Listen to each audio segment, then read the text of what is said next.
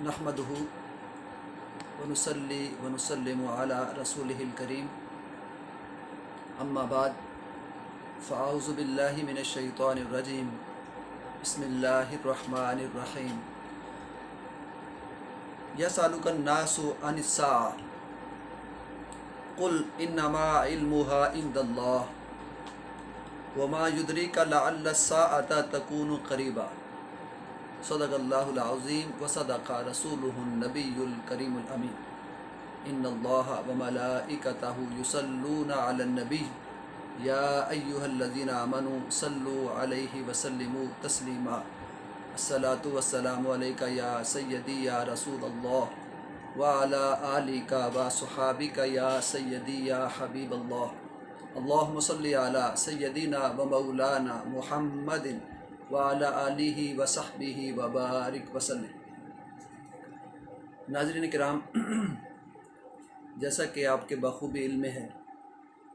इस वक्त पूरी दुनिया पर बड़ा कड़ा वक्त है और कोरोना वायरस की वजह से पूरी दुनिया में इस वक्त वो जो सूरत हाल पैदा हो चुकी है वो किसी के कंट्रोल में नहीं है। लेकिन एक ज़ात ऐसी है, वहदहु ला शरीक, हस्ती ऐसी है जिसके कब्ज़े कुदरत में हर शय है, हर चीज़ का वो मालिक है और खालिक है और राज़िक है। इन हालात में हम उसी ज़ात को याद करें, उसके हुजूर झुकें, सजदा रेज़ी करें, गिड़गड़ाएँ, आंसू बहाएँ, तो इंशाअल्लाह ताला ये जो कड़ा वक्त है, ये जो आफत है और मुसीबत है, उससे हम छुटकारा हासिल कर सकते हैं। आज की जो वीडियो रिकॉर्डिंग का जो मकसद है वो सिर्फ़ एक है, और वो ये है कि बाज़ नाबल्द और नाआशना, मैं तो यूँ कहूँगा, तो जिनका कुरान और हदीस से शायद कोई ताल्लुक़ ना हो, तो इस तरह की बातें फैला रहे हैं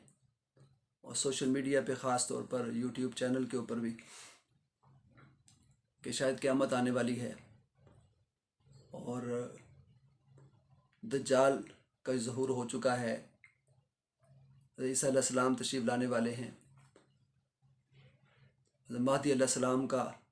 वो वरूद होने वाला है। इस तरह की बातें बाज़ टीवी चैनल्स के ऊपर और मीडिया के ऊपर, ख़ास तौर पर सोशल मीडिया के ऊपर फैलाई जा रही है। तो मैंने चाहा कि असल सूरत हाल क्या है, कुरान और हदीस इस बारे में हमें क्या कहता है, अल्लाह और उसके रसूल ने क्या इरशाद फरमाया है, ताकि हमारा ईमान और अकीदा इस पर होना चाहिए, ना कि इस तरह की जाहिलाना बातों के ऊपर। चूँकि ये गाइड करना उलमा का काम है,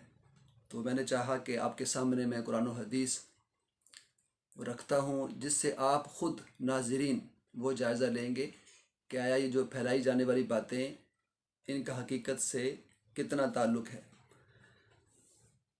तो इसी से हमें पता चल जाएगा कि वो कुरान पाक ने जो अहादीस नबविया में कुर्ब क़यामत की निशानियाँ बयान हुई हैं, कुछ तो ज़ाहिर हो चुकी हैं, कुछ ज़ाहिर हो रही हैं, कुछ ज़ाहिर होने वाली हैं, और जिनके बारे में कहा जा रहा है उसका भी दूर दूर भी ताल्लुक़ दिखाई नहीं देता। तो कुरान पाक इस बारे में हमें क्या इरशाद फरमाता है, तो अल्लाह ताला ने सूरतुल अहज़ाब में वो इरशाद फरमाया, यसअलुकन नासु अनिस साअ, कि लोग आपसे क़यामत के बारे में सवाल करते हैं। रसूल अकरम सल्लल्लाहु अलैहि वसल्लम से उस दौर में भी पूछा जाता था, तो हुजूर के ज़माने में हुजूर से पूछा गया, तो अल्लाह ताला ने कुरान पाक में इरशाद फरमाया को आपके क़यामत के बारे में दरियाफ़्त करते हैं, पूछते हैं, सवाल करते हैं। कुल, आप फरमा दीजिए, इन्नमा इल्मुहा इंदल्लाह, कि क़यामत का इल्म सिर्फ़ अल्लाह के पास है, और वमा युद्रिका लअल्ल अस्साअता तकूनु क़रीबा, आपको किसने आगाह किया कि शायद क़यामत करीब आ चुकी है और शायद करीब आ चुकी हो। लिहाजा इसका जो ताल्लुक़ है क़यामत के इल्म के बारे में अल्लाह ताला ने वाज़ेह तौर पर फरमा दिया। और आज कोई अगर किसी चैनल पे आगे ये कहे कि क़यामत आ रही है, आने वाली है, और ये उसकी निशानियां ज़ाहिर हो चुकी हैं, जो कि एंड के ऊपर वो उसकी बारी आएगी اور آج وہ پہلے اس کو نکال دے تو اس کا کوئی بھی تعلق وہ علم کے ساتھ نہیں ہے، قرآن اور حدیث کے ساتھ نہیں۔ اور دوسرا اللہ تعالیٰ نے قرآن پاک میں سورہ الزلزال اس میں ارشاد فرمایا اذا زلزلت الارض زلزالها واخرجت الارض اثقالها وقال الانسان ما لها یومئذ تحدث اخبارها، کہ جب زمین اپنے سخت بونچال سے بڑی شدت کے ساتھ تھر تھرائی جائے گی اور زمین اپنے سب بوجھ نکال باہر پھینکے گی اور انسان حیران اور ششدر ہو کر کہے گا اسے کیا ہو گیا ہے، اس دن وہ اپنے خیالات اور سارے حالات اپنے وہ خود ظاہر کر دے گی۔ تو جب اپنے حالات ظاہر کر دے گی، ہر چیز وہ واضح کر دے گی، بیان ہو جائے گا ہر چیز کا، تو پتہ چل جائے گا کہ واقعتاً وہ قیامت آ گئی ہے۔ اسی طرح جب آسمانی کرے پھٹ جائیں گے، قرآن پاک میں سورۃ الانشقاق میں ارشاد فرمایا اذا السماء انشقت، کہ آسمانی کرے پھٹ جائیں گے، وَأَذِنَتْ لِرَبِّهَا وَحُقَّتْ، اور اپنے رب کا حکم وہ انشقاق وہ بجا لائیں گے۔ اور یہی تعمیل امر وہ اس لائق ہے کہ وَإِذَا الْأَرْضُ مُدَّتْ، کہ جب زمین ریزہ ریزہ کر کے پھیلا دی جائے گی، وَأَلْقَتْ مَا فِيهَا وَتَخَلَّتْ، اور جو کچھ اس کے اندر ہے وہ اسے نکال باہر پھینکے گی، اسے خالی کر دے گی، یعنی مردے بھی قبروں سے اٹھ جائیں گے، زندہ ہو جائیں گے۔ تو اب دیکھیے کہ اللہ تعالیٰ نے واضح طور پر اس میں کچھ چیزوں کی طرف نشاندہی فرمائی ہے اور کچھ نشانیوں کا ظہور وہ جو ہونے والا ہے ابھی اس کا ذکر کیا ہے، اور وہ اینڈ کے اوپر ہوگا، تو لہٰذا قیامت اس وقت آئے گی۔ اسی حوالے سے آقا دو جہاں صلی اللہ علیہ وسلم نے اپنی کچھ احادیث میں قرب قیامت کی نشانیوں کا ذکر فرمایا ہے۔ تو اب حدیث مصطفیٰ سے ہم قرآن کے بعد اس سے روشنی حاصل کرتے ہیں اور جاننے کی کوشش کرتے ہیں کہ حضور نبی کریم صلی اللہ علیہ وسلم نے اس بارے میں کیا ارشاد فرمایا۔ اور یہ جو اتھینٹک روایات ہیں صحاح ستہ کی اور بعض جو صحیح احادیث کی کتب ہیں ان سے میں آپ کو پیش کروں گا۔ یہ متفق علیہ حدیث ہے۔ متفق علیہ حدیث سے مراد یہ ہوتی ہے جو حدیث بخاری میں بھی ہو اور مسلم میں بھی ہو، دونوں کتابوں میں۔ حضرت انس بن مالک رضی اللہ تعالیٰ عنہ وہ بیان کرتے ہیں کہ رسول اکرم صلی اللہ علیہ وسلم نے ارشاد فرمایا، اور آپ نے شہادت کی انگلی اور جو درمیانی یہ انگلی ہے دونوں کو ساتھ ملا کر اس طرح اشارہ کر کے فرمایا، دونوں کو جوڑ کر فرمایا کہ میری بعثت اور قیامت اس طرح باہم جڑے ہوئے ہیں، مراد میں اور میرے بعد اور کوئی اور نبی اور رسول نہیں آئے گا اور کوئی امت نہیں ہوگی، میری امت ہوگی اور اس کے بعد پھر قیامت آئے گی۔ تو یہ ختم نبوت کی طرف بھی اشارہ ہے اور قیامت کی ایک نشانی بھی ہے۔ اس لیے حضور نے یہ بھی ارشاد فرمایا تھا کہ انا خاتم النبیین لا نبی بعدی، کہ میں آخری نبی ہوں، میرے بعد کوئی نبی نہیں۔ اور یہ متفق علیہ حدیث پاک میں حضرت عبداللہ ابن عمرو بن العاص رضی اللہ تعالیٰ عنہ وہ بیان کرتے ہیں کہ میں نے رسول اللہ صلی اللہ علیہ وسلم سے سنا کہ آپ نے ارشاد فرمایا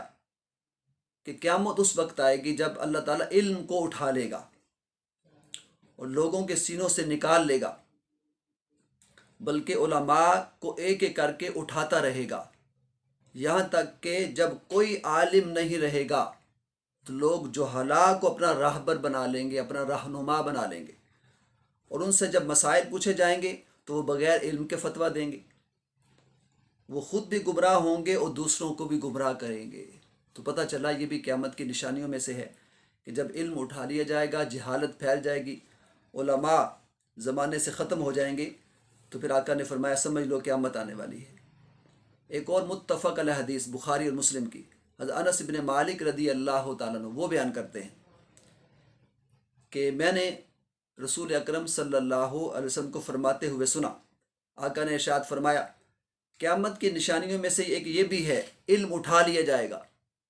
جہالت پھیل جائے گی، زناکاری عام ہو جائے گی، شراب نوشی عام ہو جائے گی، اور کثرت سے شراب پی جائے گی اور زناکاری کی جائے گی، اور مرد کم ہو جائیں گے، عورتوں کی تعداد زیادہ ہو جائے گی۔ تو سمجھ لو پھر قیامت آنے والی ہے۔ اسی طرح ایک اور متفق علیہ حدیث پاک میں حضرت عبداللہ ابن مسعود رضی اللہ تعالیٰ عنہ، حضرت ابو موسیٰ اشعری رضی اللہ تعالیٰ عنہ ان سے مروی ہے کہ حضور نے یہ بھی ارشاد فرمایا کہ قیامت سے کچھ عرصہ پہلے کا زمانہ ایسا ہوگا اس میں چہار سو یعنی ہر طرف جہالت اترے گی، علم اٹھا لیا جائے گا اور حرج زیادہ ہوگا۔ تو صحابہ کرام نے پوچھا یا رسول اللہ صلی اللہ علیہ وسلم حرج سے کیا مراد ہے؟ تو حضور نے فرمایا کہ قتل و غارت گری، مراد قتل و غارت گری عام ہو جائے گی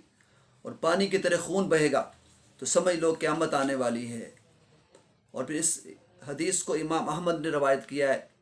امام ابن ماجہ نے روایت کیا ہے، امام طبرانی نے روایت کیا ہے۔ حضرت زیاد بن لبید رضی اللہ تعالیٰ عنہ وہ بیان کرتے ہیں کہ رسول اکرم صلی اللہ علیہ وسلم نے ایک مرتبہ فرمایا، کسی چیز کا ذکر کیا اور فرمایا یہ قیامت کا ذکر کر رہا ہوں، اس کا تذکرہ فرمایا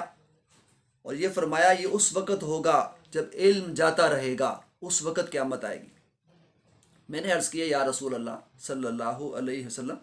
علم کیسے جاتا رہے گا، جب کہ ہم تو خود قرآن پڑھتے ہیں، اپنے بچوں کو قرآن پڑھاتے ہیں، یہ سلسلہ قیامت تک جاری رہے گا، تو پھر علم کیسے ختم ہوگا؟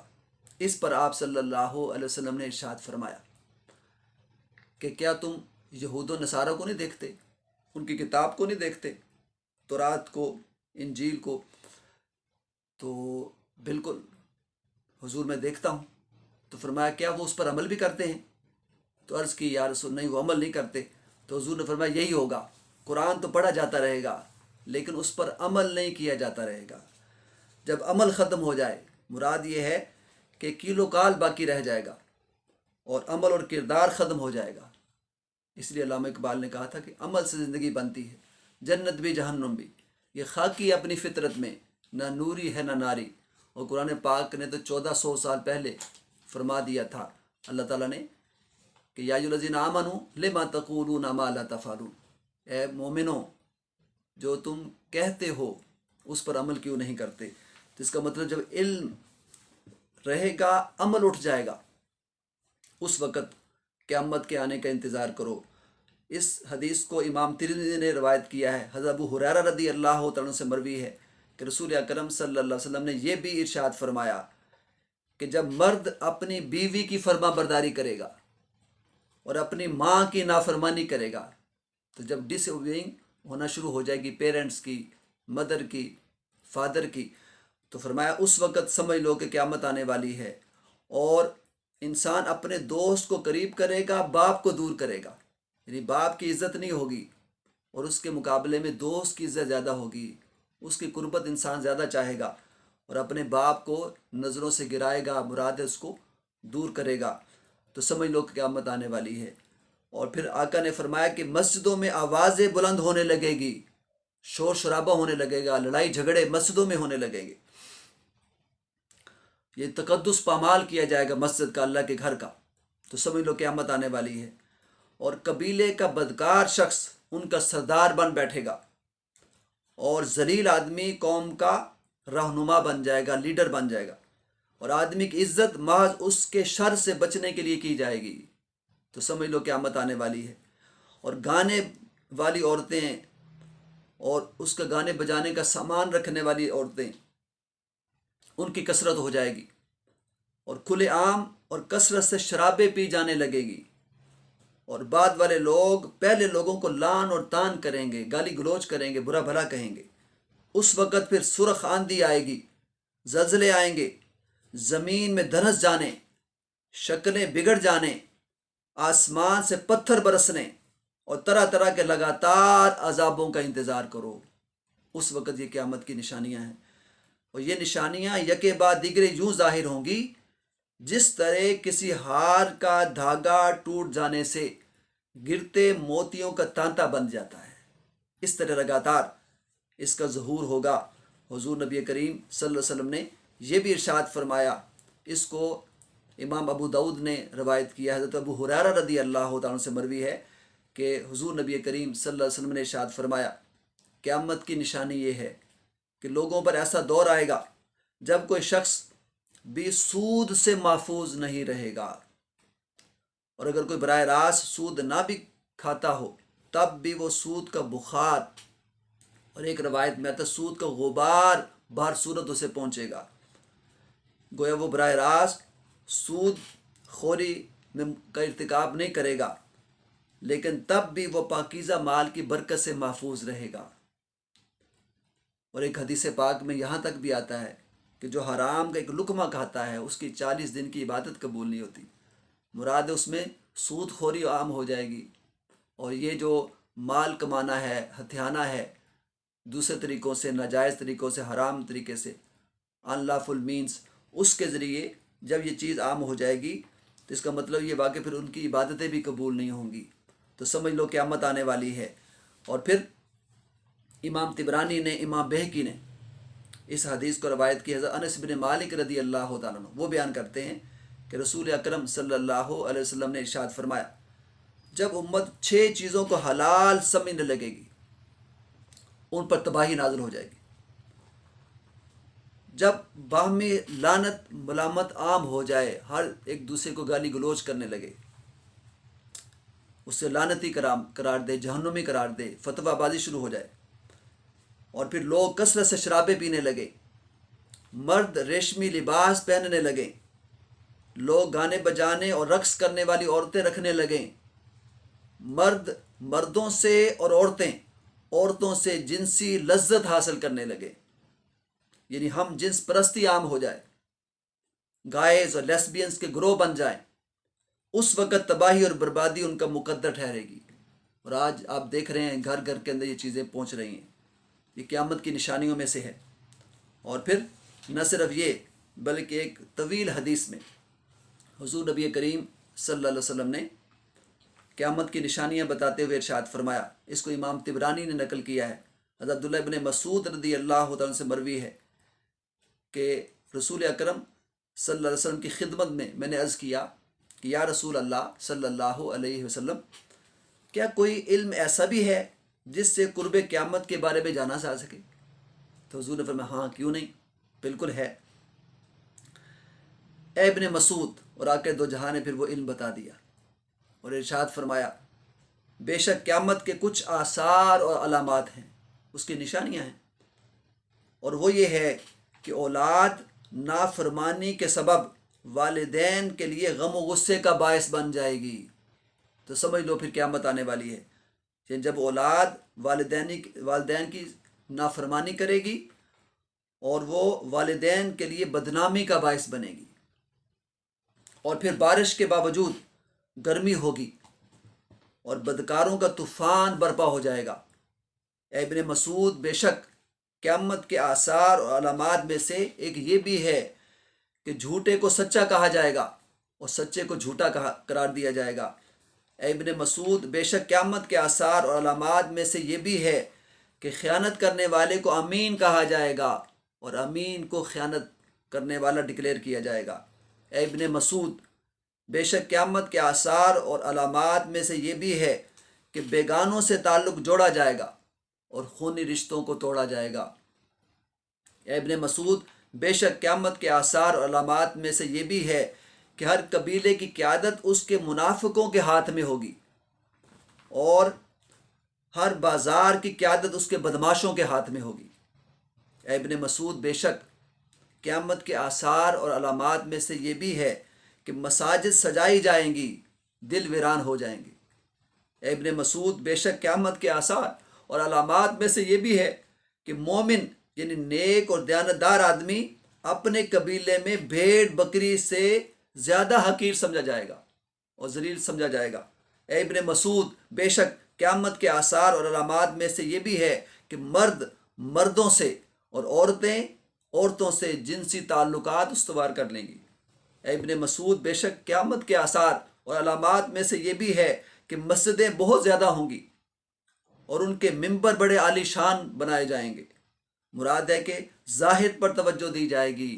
اور باطن پر توجہ نہیں ہوگی۔ اس لیے کہا گیا فلسفہ رہ گیا، تلقین غزالی نہ رہی، رہ گئی رسم اذاں، روح بلالی نہ رہی۔ اور پھر فرمایا ابن مسعود، بے شک قیامت کے آثار اور علامات میں سے ایک یہ بھی ہے کہ دنیا کے ویرانوں کو آباد کیا جائے گا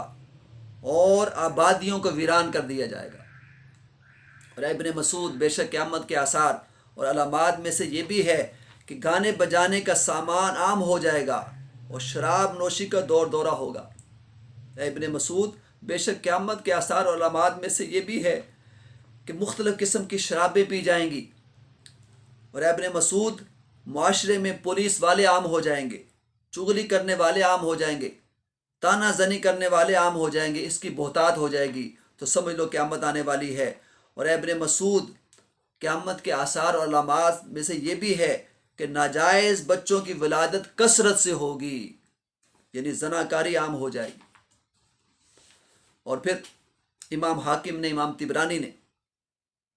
یہ حدیث نقل کی، حضرت ابو ذر غفاری رضی اللہ عنہ سے روایت ہے کہ رسول اکرم صلی اللہ علیہ وسلم نے یہ بھی ارشاد فرمایا کہ جب زمانہ قیامت قریب ہوگا تو ریشم کثرت سے پہنا جانے لگے گا، اور مال کا جو سود ہے وہ اصل زر، یعنی جو اس کا کیپٹل ہے، اس سے بڑھ جائے گا۔ پھر فحاشی عام ہو جائے گی، عورتوں کی کثرت ہوگی، حکمرانوں کا ظلم بڑھ جائے گا، ناپ تول میں کمی کی جائے گی،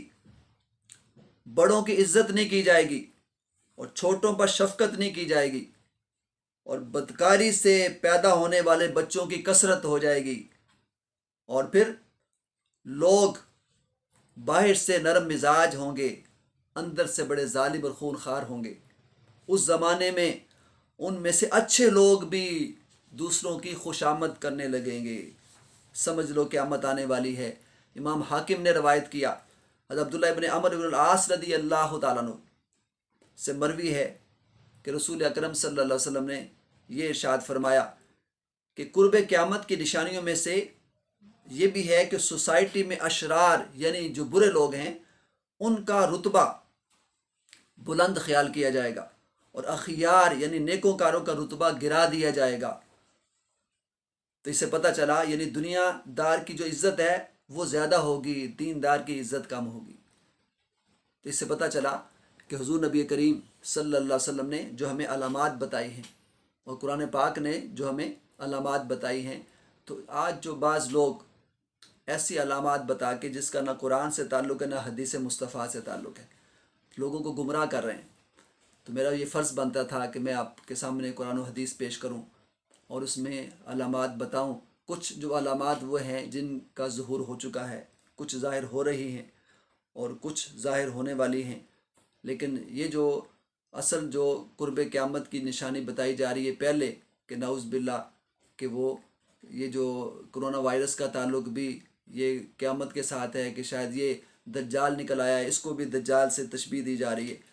اور امام مہدی علیہ السلام کا ظہور ہو چکا ہے، اور پھر عیسیٰ علیہ السلام کا ظہور ہونے والا ہے۔ تو اس طرح بلکہ کئیوں نے اس کو نکال بھی دیا ہے۔ تو لہذا اس طرح سے بعض لوگ باتیں کر کے گمراہی پھیلا رہے ہیں، جہالت پھیلا رہے ہیں۔ اللہ تعالیٰ ہم نے ان سے بچنے کی توفیق عطا فرمائے، اور ہمیں اصل جو قرآن و حدیث ہے اس کو سمجھنے کی توفیق عطا فرمائے، اس پر عمل کرنے کی توفیق عطا فرمائے،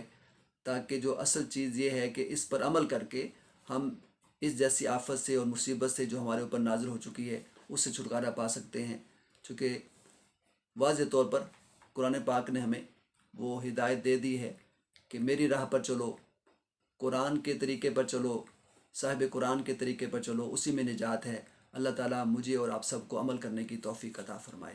وما علینا الا البلاغ۔